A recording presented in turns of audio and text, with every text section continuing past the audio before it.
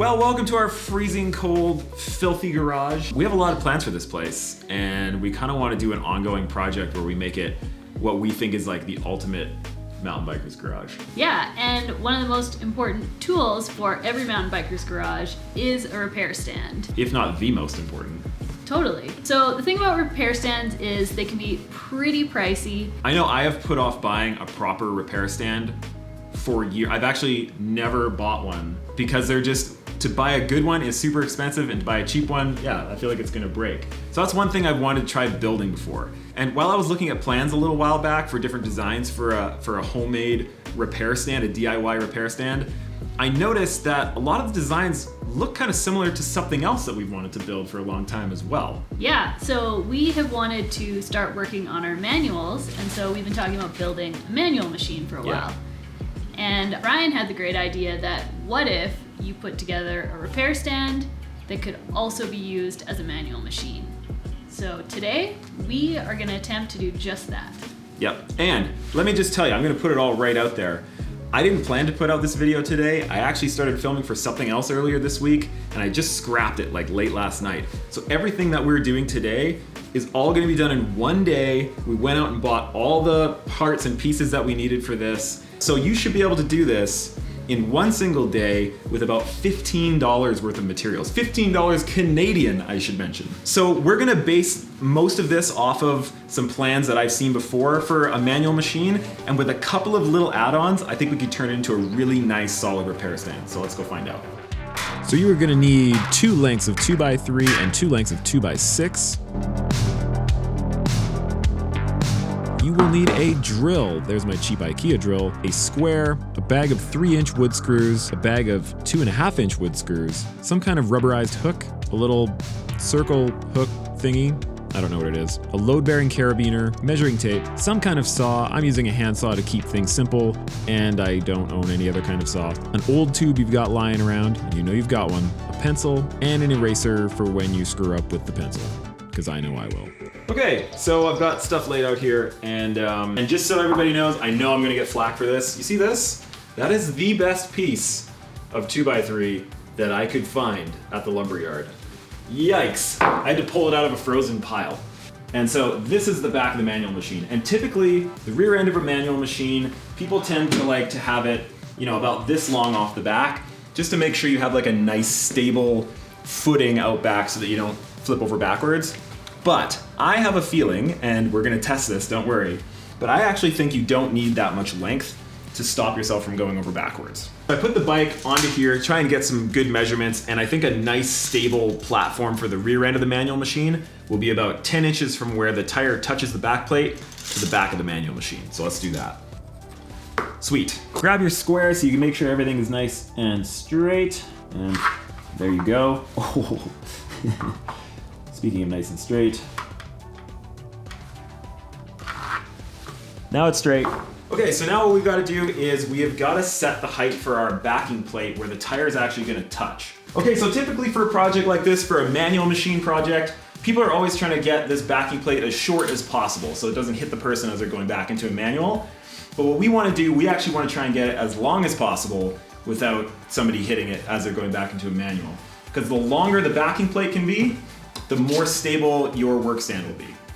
Yeah, see, that's probably gonna hit someone's butt right there. I would say we could probably get away with right about here. Let's see. Real exact measurement. I'm gonna grab the pencil. Sure. I gotta start putting it in my ear, just like my dad. I've become my father. Actually, my father's probably, I was gonna say rolling in his grave, but he's still very much alive. Yeah. But Dad, just, if you're watching this, just go do something else. Don't watch this. Don't watch.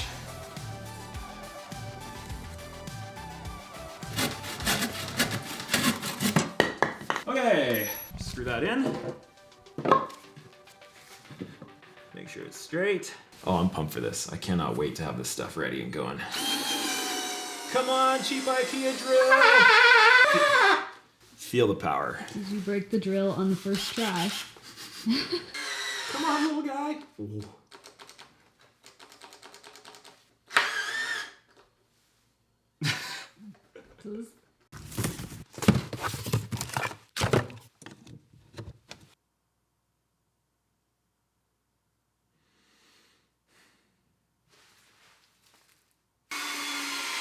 That's better.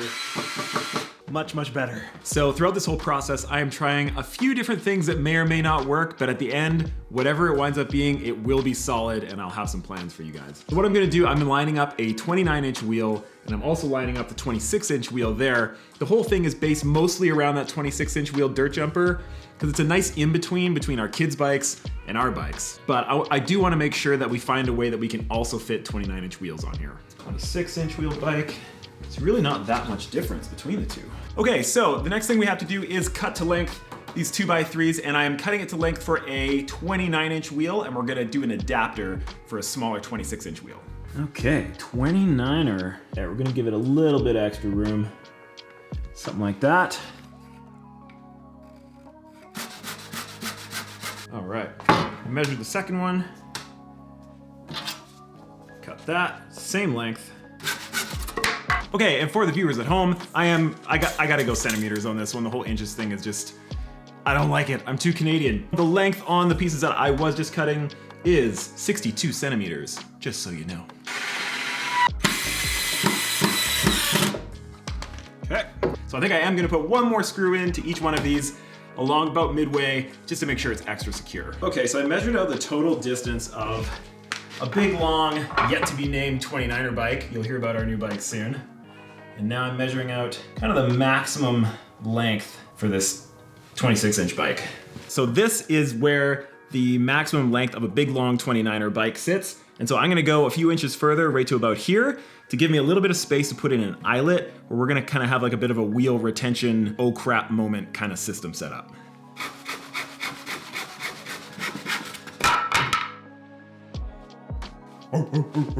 Oh, that fits so perfectly. And let's hope that wasn't important. Very rough kind of measurement. This does not have to be exact. I'm thinking right about there. We want to make sure that we are not hitting the rotor. So we're gonna need a 45-degree angle on this side. So that's when your square comes in handy. And it is perfect. There. That way we can make sure these are the same length, which is pretty important.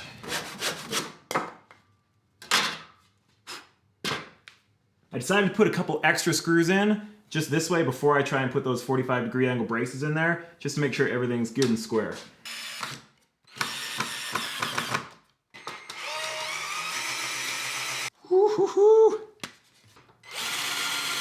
So to finish up the holding block for the wheel, I guess you would call it, we're just gonna take one of these scrap pieces of wood, cut it right alongside there. And that section will be, well, almost done.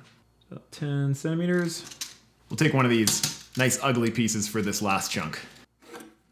When you're running a 29er, you can leave it at full length. And when you're running a 26er like this, just pop that in, and it's the right length, so the wheel won't roll forward on you. Pumped.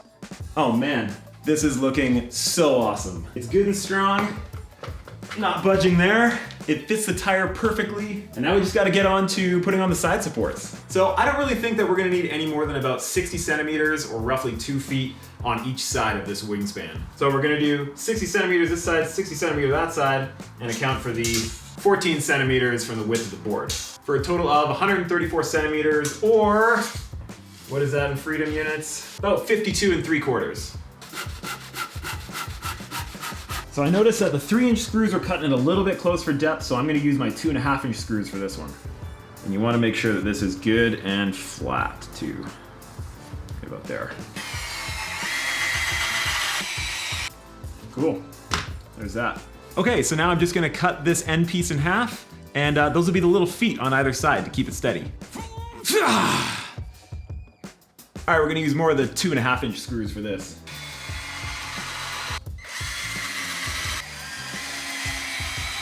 Look at that. Oh, we've got that 26er block in there, make it nice and tight. This is awesome. I cannot wait to start learning manuals better on this thing. Whoa. There it lies, the next part of what we're doing with this manual machine. So I've taken one of these little eyelet screws, or whatever you want to call them. I actually don't know what you call them, but that thing right there And I've taken an old tube and I was able to slide it in just through that little crack right there, so that I'll be able to screw this into the top of the manual machine and put this around the tire with the carabiner, and it'll keep you from falling backwards. But it won't be like a hard stop like a rope. They'll have a little bit of stretch to it. But first, I'm just gonna pre-drill the hole just to make sure the wood doesn't crack. You don't have to be super exact where you put this or anything. Somewhere around there. There's the 29er line, by the way.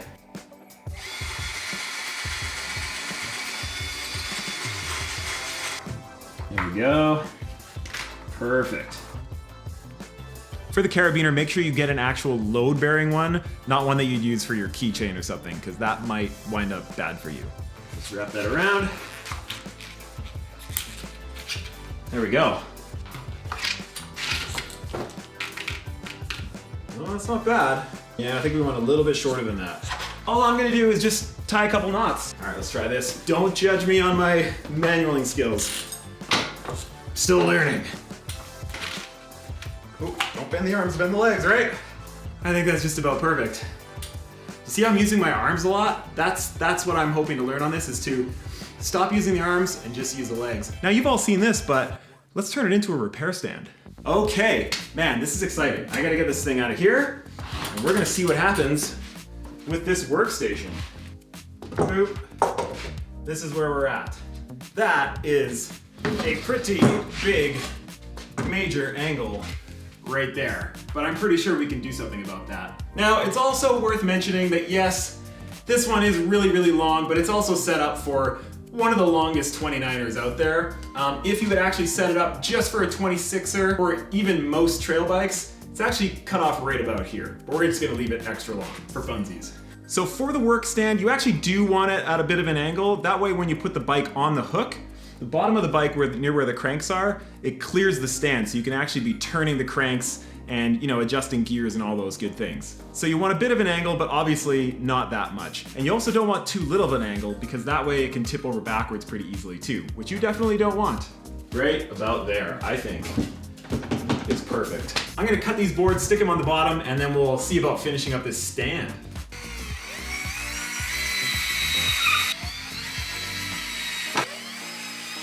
All right, so I'm gonna put this block on there, maybe even a second one, but I definitely wanted to make sure that this hook was gonna clear the shortest bike. It'll be no problem for the longer 27.5 or 29ers, but I wanna make sure this hook isn't gonna hit this tire. So if it's all the way in, I'm thinking pretty much right about there is good to go. That's a safe distance. Yeah. Woo! Okay.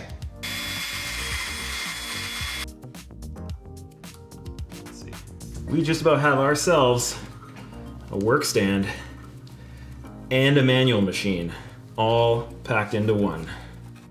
That's about that right there. Done. Well, at least I think so. Let's try it out. I think we might be onto something. Hang it from the seat. Oh, look at that. That hook is good and strong. You can see from this that we've got, ooh, looks like I need to straighten that rotor. But we've got full range of motion, which is great because I need to straighten out that rotor pretty badly. So now I've got a work stand to do that on. That's beautiful. Throw that on there. Oh, that is perfect. Look at this. Ha! Wow, it actually all worked out.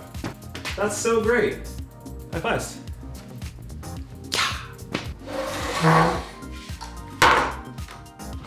Woo! Perfect. Throw the block in to that 26-inch wheel, and it is not going anywhere. Woo! Yeah, it's right past the balance point. This is what people tell me. Arms straight, hips down and back. Yeah. Hey. Oh. Try it. Whoa. Oh, Mom. You need to have like a mattress behind that. But it's crazy though, because like within like 30 seconds, see how much you've progressed to like even just getting that front end up. Yeah. Wow. All right, so if you want the full effect of a manual, you do need to pop the chain off. When it is in the manual machine, it doesn't let you pedal forward at all or move your pedals forward whatsoever. And so pop the chain off and it allows free motion of that, just like how it would be on the street or on the trail. Pull the chain off, now you're good to go. Well, there you have it. 15 bucks and a couple hours worth of work, and you have yourself a repair stand and a manual machine all in one. Just tip it up to either work on your bike or store it off in the corner, put it down, and have a lot of fun learning manuals. I'm really pumped with how this turned out. If any of you decide to try this, make sure you let me know. I would love to see photos. And you can head on over to the Loam Ranger Instagram account, which is at Loam_Ranger_MTB. Make sure you tag us, hashtag the Loam Ranger. I definitely want to see it. Well, I hope you liked this video. If you did, if you learned something, hit that thumbs up button and subscribe for more videos, and we will see you next week. Cheers, everybody.